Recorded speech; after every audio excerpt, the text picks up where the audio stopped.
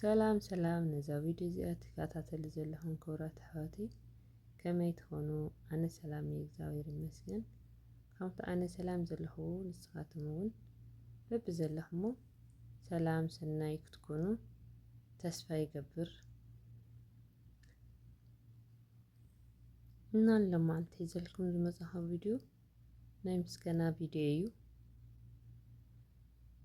ዘመስግነሉ ምክንያት ድማ ዩቱብ ሰዓት መሊአ ስለ ዝተቐበለኒ ብጣዕሚ ደስ ኢሉኒ ከመስግን ወይ ከዓ ሓጎሰይ ምስኻቶም ኮይነ ክገልፅ ስለ ዝደለኹ እየ። ምክንያቱ ሓደ ሰብ ፅዒሩ ወይ ከዓ ደኺሙ ዝደኸመሉ ወይ ከዓ ዝፀዓረሉ ፍረ ድኻሙ ክረክብ ከሎ ካብዚ ዝበለፀ ደስታ ወይ ከዓ ሓጎስ ስለ ዘየለ እየ ሓጎሰይ ከካፍለኩም ዝመፀኹ።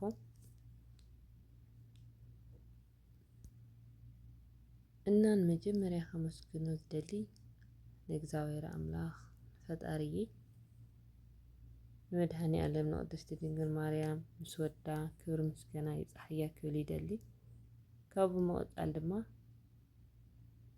ናይ ምስጋና መዝሙር ንእሽተይ ክዝምር እየ። ሓቢርና ንዘምር ናብኡ ከብለኩም።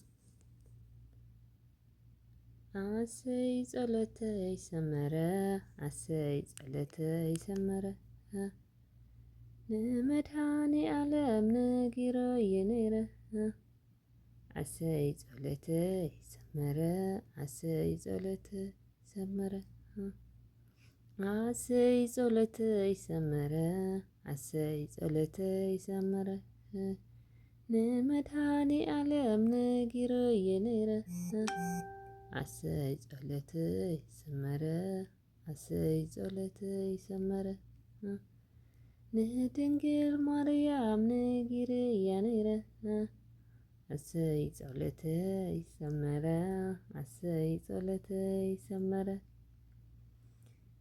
ንቅዱስ ገብርኤል ነጊሮየ ነይረ ኣሰይ ጸሎተይ ሰመረ ኣሰይ ጸሎተይ ሰመረ ንቅዱስ ሚካኤል ነጊሮየ ነይረ ኣሰይ ጸሎተይ ሰመረ ኣሰይ ጸሎተይ ሰመረ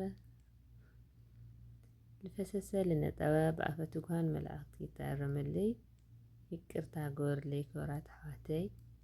መዝሙር ምዝማር እኳ ብዙሕ ኣይኮንኩይ እንኳዕ ጎበዝ ኣይኮንኩይ ድምፀይ ከዓ ብዙሕ ስለ ዘይኮነ ግን ደሞ እግዚአብሔር ኣምላኽ ንምስጋና ጎበዝ ኣይብል ሰነፍ ኣይብል ንኩሉ ብማዕረ ስለ ዝቕበል እየ ከመስግን ዝደለኹ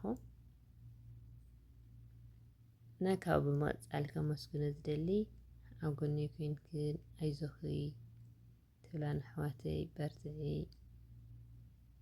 ጠንክሪ ይክን ተስፋ ኣቦ ተስንቐኒ ኣሕዋተይ ብጣዕሚ እየ ካብ ልቢ ከመስግነክን ዝፈቱ ብጣዕሚ ብጣዕሚ ዘንሕተይ ብጣዕሚ እየ ከመስግነክን ዝፈቱ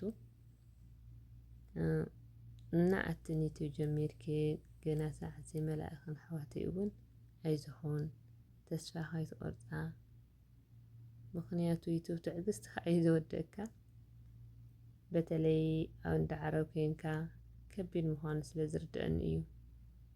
ምክንያቱ ስራሕ እኒኦ ግዜ ይኣኽለካይ ሰዓት ድማ ብጣዕሚ እዩ ዝበልዐካ እና ኣይዞኹን ንኩሉ ነገር ተፃዊርካ ብትዕግስቲ ጌርካ ተስፋ ከይቆረፅካ እንተፅዒርካ ዘይብፃሕ ነገር ስለዘየሎ ኩሉ ብትዕግስቲ ምሕላፍ እዩ እና ኣይዞኽን ክብለክን ይፈቱ ዘንሓተይ ኣይዞኽን ትበሃላ እኳ ኣይኮንክን ጎበዛት ኢኽን። ካብኡ ብምቕፃል ከመስግኖ ዝደሊ ዕዱል ሓወይ ብጣዕሚ እየ ከመስግነካ ይደሊ። ምክንያቱ በተለይ ኣብ መበል 2ይ ስቴፕ እናመለሰ ምስ ኣበየኒ ኣይቕበለኒ ግድኢ ኢለ ፈሪሐ ዳርጋ ተስፋ እንትን ምቑራፅ በፂሐ ነይረ። ምክንያቱ ዩቱብ ሰዓት ምስ መላእኻ እውን ክቕበለካ ይኽእል ዘይክቕበለካ ይምልሰካ እዩ ገለ ስለ ዝሰምዕ ብጣዕሚ እየ ፈሪሐ ነይረ እና ኣምላኽ ይመስገን እግዚአብሔር ኣምላኽ ፈቒድዎ ተቐቢልኒ ብጣዕሚ ደስ ኢሉኒ ደስታየ ወሰን የብሉይ እና ዕዱል ሓወይ ብጣዕሚ እየ ለመስግን ካብ ልቢ ከመስግነካ ይፈቱ ዝሓወይ ብጣዕሚ የቀኒየለይ ደሞ ጎበዝ ቆልዓ እዩ